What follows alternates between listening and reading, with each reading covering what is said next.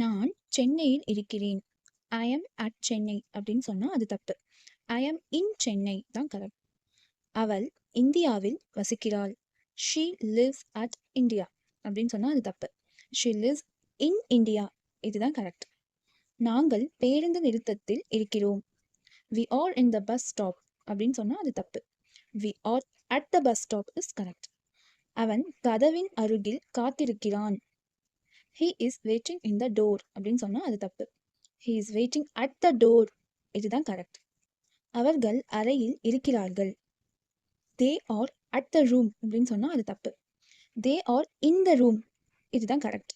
இன் அப்படின்னு யூஸ் பண்ணும்போது ஒரு பெரிய இடம் இல்லைனா உள்ள இருக்கும்போது ஒரு ஒரு இடத்துக்கு உள்ள இருக்கும்போது இன் யூஸ் பண்ணணும். அட் எப்போ யூஸ் பண்ணணும்னா ஒரு குறிப்பிட்ட இடம் இல்லைனா ஒரு ஸ்பாட்டை சொல்லும் போது அட் யூஸ் பண்ணணும்.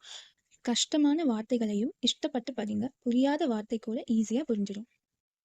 இந்த வீடியோ உங்களுக்கு யூஸ்ஃபுல்லாக இருக்கும்னு நினைக்கிறேன். பிடிச்சிருந்தா சப்ஸ்கிரைப் பண்ணுங்க. கூடவே பெல் ஐக்கானை ப்ரெஸ் பண்ணுங்க. ஸோ தட் உங்களுக்கு என்னோட வீடியோ மிஸ் பண்ணாமல் பார்க்கலாம். தேங்க்யூ ஃபார் வாட்சிங்.